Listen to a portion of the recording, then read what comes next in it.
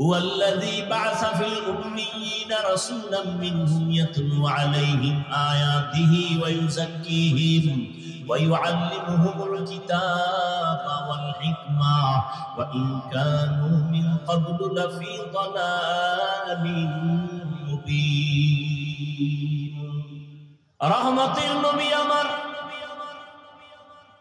দাওয়াত শুরু করেছেন 40 বছর পরে কোরআন পাইয়া নবী আর ঘুমায় না, নবী দাঁড়ে দাঁড়ে দৌড়ায় আর দাওয়াত দেন। প্রথম নবীর মিশন হলো কোরআনের তেলাওয়াত। এটার মধ্যে এমন এক আকর্ষণ আল্লাহ দান করেছেন, একটা বিধর্মীয় যখন তেলাওয়াতের আওয়াজ শুনে তার অন্তরটা ঠান্ডা হয়ে যায়, চুপ করে তার নিরাপত্তা বজায় রেখে তেলাওয়াত শুনে না। জীবনে কোরআন দেখে নাই, পড়ে নাই, ধরে নাই, এমন একটা লোক আল্লাহর কোরআনের আয়াতের তেলাওয়াত যখন কানের মধ্যে যায় অন্তরে মায়া বেড়ে যায়। নবী কয়, ও মুমিন, একজনে তেলাওয়াত করছে, তুমি সুন্দর করে কান লাগায় শুনছো। তেলাওয়াত করনেওয়ালা যেই সওয়াব পাবে, শুননেওয়ালাও সেই সমান সওয়াব পাবে। আচ্ছা আমাকে বলেন তো, আমি তেলাওয়াত করতেছি, আর একজনের রাস্তার পাশে দাঁড়াইয়া এ কোরআন বুঝে না, চিনে না, কিন্তু শুনতেছে আর অন্তরে মজা নিতেছে। নবী বলেন ওই লোকটাও আমি তেলাওয়াতকারীর মতো সওয়াব পেয়ে যাবে। এখন যারা বলতে চান যে অর্থ না জেনে পড়লে লাভ নাই, তাহলে ওই লোকটা কি সওয়াব থেকে বঞ্চিত? বলেন, আমি এমন আয়াত তেলাওয়াত করলাম, হাফেজ সাহেব করে, অর্থ জানে না, সওয়াব হবে না? তাহলে এই ফিতনা কেন? কি বিষয়? কি কাদিয়ানীরা ধরে ধরে মুসলমানকে উত্তরবঙ্গে যাও টাকার প্রলোভনে পালাইয়া কাদিয়ানী বানায়, সে নিয়ে তোমার কোনো মিশন নাই, কোনো কর্মসূচি নাই। কে ইল্লাল্লাহ জিকির করলো তা নিয়ে তোমার এত বিরোধিতা, বোঝা গেল তোমার অন্তর বড় ঝামেলায় যুক্ত হয়ে গেছে। খ্রিস্টান মিশনারিরা চট্টগ্রামের হিলটেক্স পাহাড়িয়া এলাকায় ধর্মান্তরিত করে বিভিন্ন প্রক্রিয়ায় টাকার প্রলোভন দেখাইয়া ওই বিষয়ে, ও আল্লাহর বান্দা, আপনার কোন পদক্ষেপ আছে কিনা ব্যক্ত করেন, কোন কর্মসূচি আছে কিনা ব্যক্ত করেন। এ নিয়ে যদি চিন্তা করতেন তাহলে ভিন্ন উলামায়ে কেরাম ওলিয়া উলিয়াদের বিরুদ্ধে জবান খুলতেন না।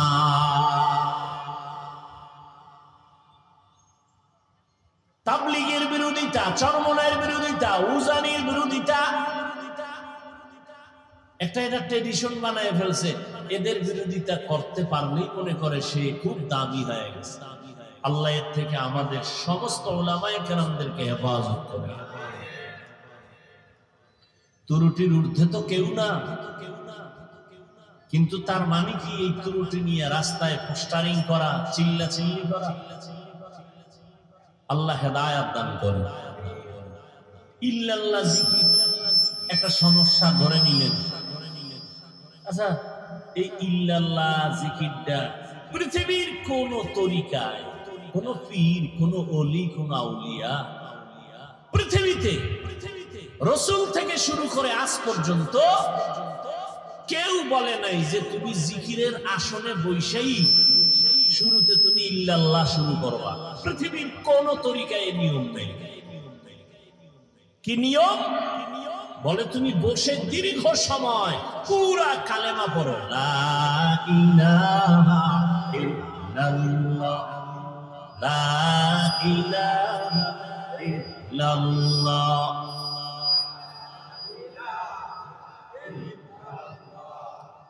লা ইলাহা ইল্লাল্লাহ। আচ্ছা, এই কালেমা নিয়ে কোনো দ্বিমত আছে কারো? দীর্ঘ টাইম এই কালেমা পড়ার পরে অন্তরে যখন বসে গেল আমার আল্লাহ তাআলা ব্যতীত কোনো ইলাহ নাই, কোনো মাবুদ নাই, লা ইলাহা, নাই কোনো মাবুদ, নাই কোনো ইলাহ। কি সমস্যা? এতক্ষণ হইল না?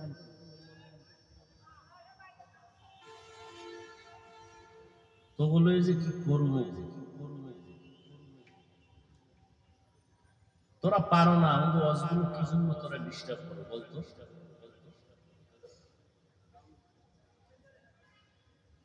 খেয়াল করেননি আপনারা? লা ইলাহা মানে কি?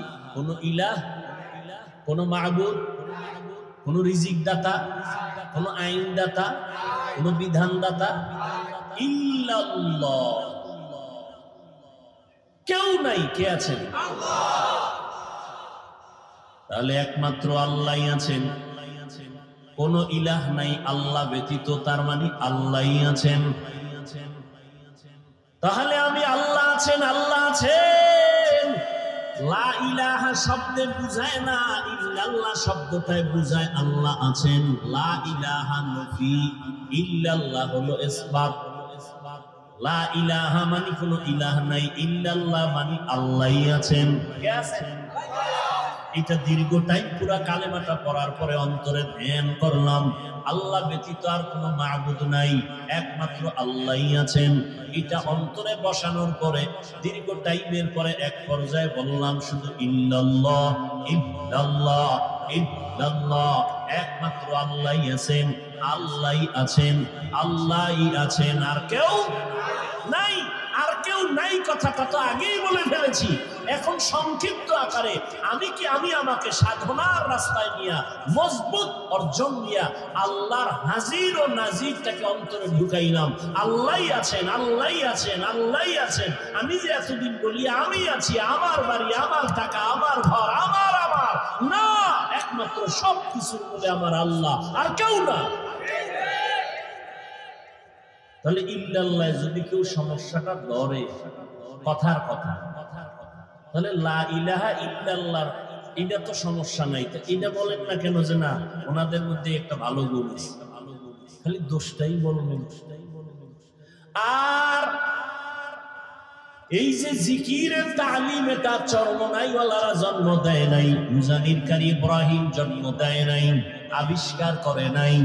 মুজানির কারি ইব্রাহিম রহমাতুল্লাহ আলাইহি রশিদ আহমদ গঙ্গুহি রহমাতুল্লাহ আলাইহি থেকে সবক নিলেন, তিনিও মন থেকে নিজে আবিষ্কার করেন নাই।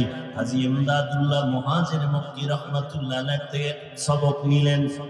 তাহলে গালিটা তুমি চরমনাইকে দাও, উজানিকে দাও না, উজানিকে না দিয়া রশিদ আহমদ গাঙ্গুহিকে দাও, সাহস থাকলে। রশিদ আহমদ গাঙ্গুহিকে একটু আগে আবরার সাহেব বলে গেলেন ফকিহুন নফস। ভাইরা আমার, আর এই সমস্ত বিরোধিতার কারণে ইসলামের কি উপকার হয়েছে বলো?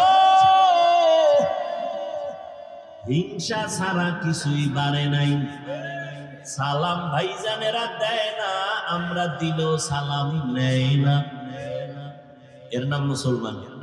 হ্যাঁ, আল্লাহ হেদায়েত দান করুন। ওয়ামা আরসালনাকা ইল্লা রাহমাতাল লিল আলামিন। রহমতের নবী আসলেন, মক্কা নগরীর চূড়ান্ত মানুষগুলো রহমতের নবীর মাত্র 13 বছরের মেহনতে এতটা দামি হয়ে গেল। যেই মক্কার মানুষগুলো কন্যাদের অপছন্দ করে, নারীদেরকে অপছন্দ করত, নিজের বাবা হইয়া মেয়েটাকে পাথর চাপা দিয়া মেরে ফেলতো, মেয়ে পছন্দ করে না। আমাদের সমাজে এখনো কিছু কুলাঙ্গার আছে, কন্যা পছন্দ করে না। কন্যা হইলে স্ত্রীর সাথে ঝগড়া লাগায়, কথা বলে না, রাগ করে। মাইয়া হলো কেন? আচ্ছা, ছেলে হোক মেয়ে হোক, এটা কি স্ত্রীর দোষ? যদি কেউ দোষ আঙ্গুল দেখায় তো স্বামীর দিকে দেখাইতে পারে, স্ত্রীর দিকে দেখাবে কেন? আল্লাহকে কোনো দিকে দেখায় লাভ? ছেলে মেয়ে দেওয়ার মালিককে। তোমরা যে স্লোগান দাও ছেলে হোক মেয়ে হোক দুটোর বেশি না, একটা হলে ভালো হয়, না হইলে আরো ভালো, এই স্লোগান দিয়া ট্যাবলেট খাইয়া কি পরিমাণ দেশে সন্তান কমছে। কথা বলে, সত্য কথাটা বলতে কষ্ট হয়। কি বাংলাদেশে ট্যাবলেট খাওয়ার পরে জনসংখ্যা কমছে? বলেন। এখন কিছু চালাকরা কইবে হুজুর এটা আপনারা বাড়াইছেন, আমরা তো মোটামুটি ট্যাবলেট খেয়ে লাইনে আছি। আচ্ছা দেখেন তো এই প্যান্ডেলের ভিতরে হুজুর বেশি না ভিন্ন লাইনের মানুষ বেশি? বলেন। হুজুরেরা বাড়াইলো। বিষয় কি? বান্দা চাইলে কিছুই হয় না, আল্লাহ চাইলে সব হয়। নমরুদ্দা পাল্লা দিছে, ইব্রাহিমকে আসতে দিবে না, ফিরাইতে পারছে? আল্লাহর সাথে পাল্লা দিয়ে কেউ আগাতে? ফেরাউন চাইলো মুসা নবীকে আসতে দিবে না, আল্লাহ মুসা নবীকে পাঠাইছেন ওই বেঈমানের ঘরে টাকা দিয়া লালন পালন করায় মুসা নবীরে বড় বানাইলেন। থাপ্পড় লাগায়া ফেরাউনের গালের মধ্যে ফেরাউনের একটু উদ্বোধন করায় দিলেন, ওই ফেরাউনের ইতি টানায় দিলেন মুসা নবীর মাধ্যমে।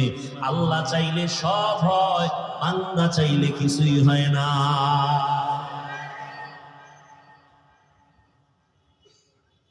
আল্লাহর নবী আসলেন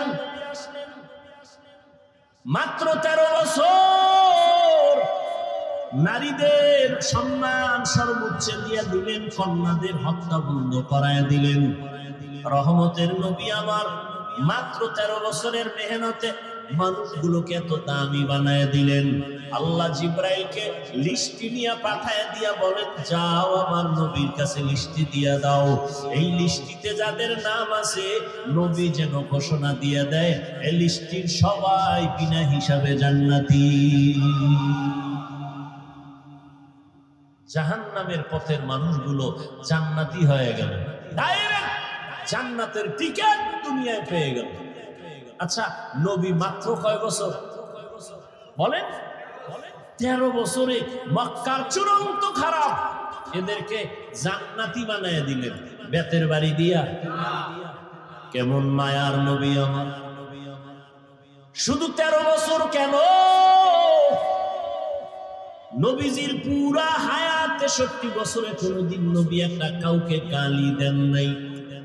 আপনি চিন্তা করতে পারেন, হাজার হাজার গালি নবীর সামনে দাঁড়ায় ইহুদিরা দিতেছে, আমার নবী গালি দিবেন দূরের কথা, হায়াতে কোনদিন একটা গালির জবাবও দেন নাই।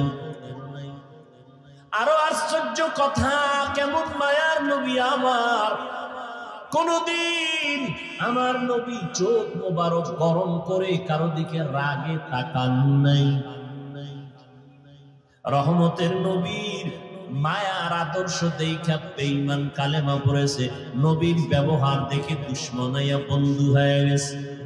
ইমামুল আউয়ালিন আল আখিরিন বাহরে সাদকা রাহমাতাল লিল আলামিন সাইয়্যিদুল কাউনাইন খাতমুল মুরসালিন আখির আমদ বুদে ফখরুল আউয়ালিন। এরে নবীর আশিক উম্মতের দল, কেমন একজন নবী পেয়েছো, ওই নবীরে চিনো নাই রে যুবক। 1500 বছর পরে নবী নাই। ওই যে একটু আগে বলছিলাম শুরুতে, ঈসা নবী চলে গেছেন, আমগো নবী আসছেন, মাঝখানে কোনো মুরব্বী নাই, মন মতো চলিয়া ধ্বংসের পথে গেল। কিন্তু রহমতের নবী, শ্রেষ্ঠ নবী, যার কোনো তুলনা নাই, সেই নবী চলে গেলেন, আজ 1500 বছর হয়ে গেল। এরপরে উম্মত কেন লাইন সারা হয় নাই? এখনো বাংলাদেশের ভেতরে উম্মত আল্লাহর নবীর সুন্নতের জন্য জীবন দিতে তৈয়ার। ফিলিস্তিনে মানুষ রক্ত দিয়ে দিতেছে। এর ব্রিটিশদের আক্রমণ, ইহুদিদের আক্রমণ, ওই স্পেনের ভেতরে এত পরিপূর্ণ আক্রমণ করেছিল, মুসলমানের 800 বছরের শাসনকে ধ্বংস করে দিল। এরপরও ইসলামকে বিদায় করতে কেন পারে না? এর একমাত্র কারণ, ধারাবাহিকভাবে এই জাতি মুরব্বী মানে, ইমাম মানে, এই কারণে চূড়ান্ত ধ্বংস হয় না। আর যারা মুরব্বী মানে না, গিয়া দেখেন ওদের দুনিয়াও ঠিক নাই, আখিরাতও ঠিক নাই। ভালো করে তদন্ত করে। ভাইরা আমার, 1500 বছর পরে তাকাইয়া দেখো, এই জমিনের ভেতরে মদিনার নবীর আদর্শ মানার কারণে এখনো সম্মান আল্লাহ চোখে দেখায় দিলেন। করোনার সময় স্কুল বন্ধ, কলেজ বন্ধ, চাকরি বন্ধ, ব্যবসা বন্ধ, ট্রেন বন্ধ, ফ্যাক্টরি বন্ধ, সব বন্ধ হয়ে গেল, কিন্তু কোরআনের একটা মাদ্রাসাও বন্ধ হয় নাই। নাকি বাকি না নগদ? জিন্দেগি মে বন্দগি তু কর নাহি, জিন্দেগি মে বন্দগি তু কর নাহি, जिंदगी में बंदगी शर्मिंदा है, जिंदगी में बंदगी शर्मिंदा है। दुनिया में हो दुनिया का तलबगार न हो, बाजार से गुजर हो खरीदार न हो। ये दुनिया एक मिसल कागज फूल है, ये दुनिया एक मिसल कागज फूल है, जिंदगी में बंदगी तू कर नहीं, जिंदगी में बंदगी तू कर नहीं, जिंदगी में बंदगी शर्मिंदा है, जिंदगी में बंदगी शर्मिंदा है, जिंदगी में बंदगी कुल बंदगी, बंदगी में जिंदगी शर्मिंदगी। এরে নবীর আশিক ১৫০০ বছর পরেও তাকাইয়া দেখো, এই জমিনে নবীর আদর্শ রেখে গেলেন। আমার নবী চ্যালেঞ্জ দিয়ে গেলেন, আলান নবী সাল্লাল্লাহু আলাইহি ওয়া আলিহি ওয়াসাল্লাম, তারাকতু ফীকুম আমরাইন লান তাদিল্লু মা তামাসসাকতুম বিহিমা, কিতাবাল্লাহি ওয়া সুন্নাত রাসূলি। পয়গম্বর বলেন, আমি বিদায় বেলা চ্যালেঞ্জ দিয়ে গেলাম, দুইটা জিনিস রেখে গেলাম, যদি আঁকড়াইয়া ধরো কোনদিন তোমার ঈমান নষ্ট হবে না, সম্মান কমবে না। এক নাম্বার হলো আল্লাহর দেওয়া কোরআন, দ্বিতীয় হলো আমি নবীর রেখে যাওয়া সুন্নাত। এখানে প্রশ্ন হতে পারে, নবীর হাদিস বলেন নাই কেন? কোরআন হাদিস না বলে কোরআন আর সুন্নাহ কেন বললেন? সুন্নতের পর্দার ভেতরে আছে মুরব্বি মানা লাগবে, সুন্নতের পর্দার আড়ালে আছে মুরব্বি। কারণ টুপি পরা সুন্নত, টুপি পরা কি? পাগড়ি পরবেন সুন্নত, কিন্তু কেমনে পরবেন, সিস্টেম কি? এটা মুখস্থ করে পারা যাবে না, দেখতে হবে। কেমনে দেখবা? উলামায়ে আহলে হকের দেখো, তারা যেমনে টুপি পরে এমনে পরে, এটাই মদিনাওয়ালার সুন্নত। বলে কেমনে বুঝলাম? তিনি মন গড়া টুপি পরেন নাই, তিনি তার মুরব্বি যারা উলামায়ে আহলে হক তাদের অনুসরণ করেছেন, তারা তাবেঈনদের অনুসরণ করেছেন, তারা তাবেঈনদের অনুসরণ করেছেন। এভাবে যাইতে যাইতে সাহাবায়ে কেরামের অনুসরণ, আবার সাহাবায়ে কেরাম আমার রাসূলের অনুসরণ করেছেন। এজন্য নবীও বলে গেছেন, উলামায়ে আহলে হকের তোমরা ফেলে ফেলে দিও না, কারণ এরা আমি মুহাম্মদ সহ সমস্ত নবীদের কলিজার বন্ধু, টাকা পয়সার বন্ধু না, এরা হলো ইলমে নববীর বন্ধু। উলামায়ে আহলে হকের অনুসরণ করো। আল্লাহ কোরআনে বলে দিলেন, উলুল আমর যারা তাদের অনুসরণ করো। এরে নবীর উম্মতের দল, এই করোনায় তার চোখের সামনে দেখায় গেল, ছোট বড় সবাই সামনে আল্লাহ দেখায় দিলেন করোনার শত শত লাশ। মানুষগুলো মাস্ক পরে আছে, কেউ কাছে যায় না করোনার ভয়। এমনকি সন্তান পর্যন্ত বাবায় করোনায় আক্রান্ত, চিকিৎসার জন্য যায় না, কাছে যায় না। না যাইতে যাইতে বাবায় বিছানায় মরে গেল, লোকের টাকা দিয়ে কয় লাশটা রাস্তার বাইরে ফেলে দাও। লোকে টাকা পাইয়া গরিবরা ফেলে দিল, সন্তান দরজা লক করে দিল, একবারও খোঁজ নিল না বাবার লাশটা কি কুকুরে খাইলো নাকি জানাজা হলো। এই শত শত লাশ আমার দেশের কিছু প্রশাসনের পুলিশ ভাই আর অধিকাংশ উলামায়ে কেরাম টুপিওয়ালারা এই করোনার লাশগুলো কাঁধের মধ্যে নিলেন, গোসল করাইলেন, দাফন করাইলেন, জানাজা পড়াইয়া দাফন করলেন। আল্লাহর হাজার শুকর, একজন টুপিওয়ালাও করোনায় মরে না। আর কি সম্মান দেখতে চাও রে মুমিন? ইহুদিরা আমাদের চূড়ান্ত দুশমন, খ্রিস্টান আমাদের দুশমন, সমস্ত বিধর্মীরা আমাদের দুশমন, এমনকি আমগো মুসলমানের ঘরের মধ্যেও মুসলমানের দুশমন। এরপরে আল্লাহর শুকর, কোরআন ওয়ালাদের সম্মান কমে নাই, কমছে। চোখের সামনে সম্মান, এই সম্মানকে দিছে চেয়ারম্যানের চেয়ারের মেয়াদ আছে না নাই? কোরআনওয়ালার চেয়ারের কোনো মেয়াদ আসেনি।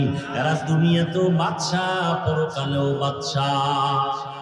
হয় আলেম আমাদের মধ্যে, আমাদের লাইনের কিছু, আল্লাহ মাফ করুন, কিছু উলামায়ে কেরাম নামদারি, এরা বলে আলেমরা পিছনে থাকবে কেন, তো কি করবে? আলেমরা ৫-১০ তলা বিল্ডিং করে বিশাল বিজনেসম্যান হবে, সিআইপি ভিআইপি হবে, কোটি কোটি কোটি টাকার বিজনেস করবে, আলেমরা পেছনে থাকবে কেন?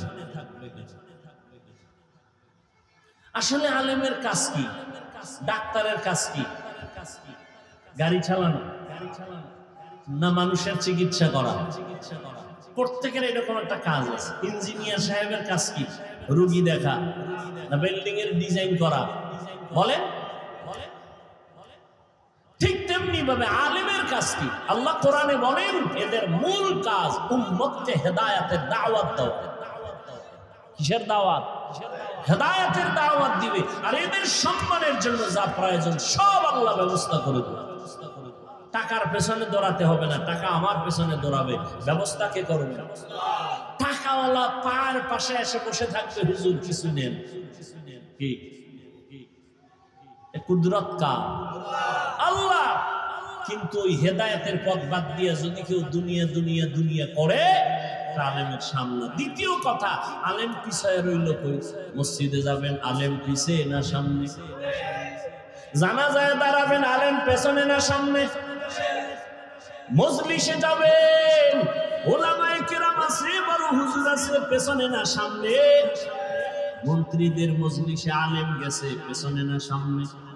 এমপি সাহেবের সভায় আলেম গেছে, পেছনে না সামনে? বিবাহের অনুষ্ঠানে আলেম পেছনে না সামনে? কেন বলো বাবা, আলেম পিছাইয়া থাকবে কেন? আলেম পিছনে নাই, তোমার অন্তরটা বড় দুর্বল। আলেমকে আল্লাহ ইলমের কারণে সবার উপরে সম্মান দিয়ে রাখছেন। কোটিপতিও আলেমের কাছে এসে দোয়া চায়। এমপি সাহেব দেখলে কয় হুজুর দোয়া করবেন, মন্ত্রী মহোদয় দেখলে বলে দোয়া করবেন। মন্ত্রীদের প্রধান যিনি, তিনিও আলেমদের পেছনে দোয়ার অপেক্ষমান। আল্লাহ তাআলা উলামায়ে কেরামকে ইলমের কারণে সম্মান দিয়ে রাখছেন। টাকা দিয়া সম্মান বাড়ানো যায় না। ইলমেরা ইজাজু করতন বেহিসাব, খলকেরা দান জওয়াবে পাসও। এত মুসিবতের মধ্যে কি আলেমদের সম্মান কম? বলে আল্লাহ দেখাইলেন আমার সোনার বাংলায় কত হাফেজে কোরআন, ছোট্ট ছোট্ট বাচ্চাগুলো সারা দুনিয়ার মানুষের মাথা গরম করে প্রধান পুরস্কার নিয়ে বাংলাদেশে আছে হাফেজে কোরআন। আছে না? কি সম্মান দিয়েছেন? আল্লাহ দিছেন। অতএব নবী চ্যালেঞ্জ দিয়ে বলছেন, দুই জিনিস ধরে রাখো, কোরআন আর নবীর সুন্নাহ। এই দুই জিনিস যদি পেতে চাও, উলামায়ে আহলে হকের পেছনে ছাড়া যা পাওয়া যাবে না। আর উলামায়ে কেরাম তৈরি হয় কলেজে, মাদ্রাসায়। মাদ্রাসাকে সম্মান করো। আমি এটা বলি না আমার যুবক ছেলেরা মাদ্রাসায় চলে আসো, স্কুল কলেজ বন্ধ করে দাও, না, একবারও বলি না। স্কুলে পড়ো আলহামদুলিল্লাহ, কলেজে পড়ো আলহামদুলিল্লাহ, ডাক্তার হও আলহামদুলিল্লাহ, ইঞ্জিনিয়ার হও আলহামদুলিল্লাহ, প্রফেসর হও আলহামদুলিল্লাহ। তবে খবরদার আমার দাবি বেয়াদব হইও না। তোমার ব্যবহারে যেন মা বাবা কষ্ট না পায়, তোমার আচরণে যেন উলামায়ে কেরাম কষ্ট না পায়, তোমার ব্যবহারে যেন মুরব্বীরা কষ্ট না পায়। পাঁচ ওয়াক্ত নামাজ পড়ো, মা বাবার দোয়া নিয়ে চলো, উলামায়ে কেরামের পরামর্শ নিয়ে চলো। ও যুবক বাবারা, তোমার মতো কত যুবক জীবনে মাদ্রাসায় পড়ে নাই, স্কুল কলেজে পড়িয়া পাঁচ বেলার নামাজ পড়ে। সত্য কথার সাক্ষী দাও, আছে না নাই? তুমি কেন পারবা না?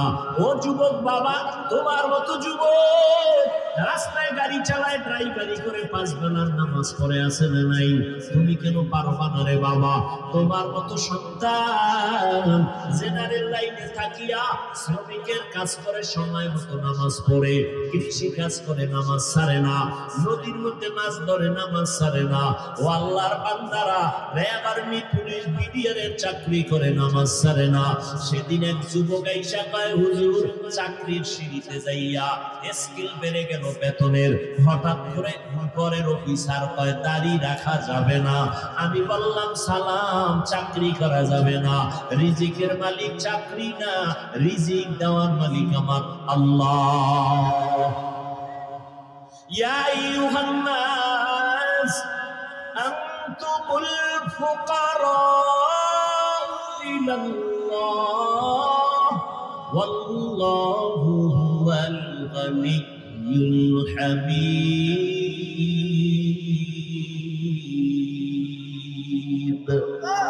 তাওয়াক্কুল নিকুনি হর সুবহ শাম, میرساند رزق تو ازلا مقام جز با حق چیز مخاز این سجا فضل او عامست در جمله جہا।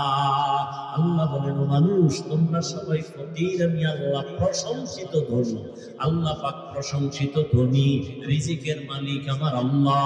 ও যুবক, চেয়ারম্যান, মেম্বার, এমপি, মন্ত্রী পাঁচ ওয়াক্ত নামাজ পড়ে নাই, দোকানদারি করে, কোটি টাকার ব্যবসা করে, হারাম খায় না, নামাজ ছাড়ে না, অভাব নাই।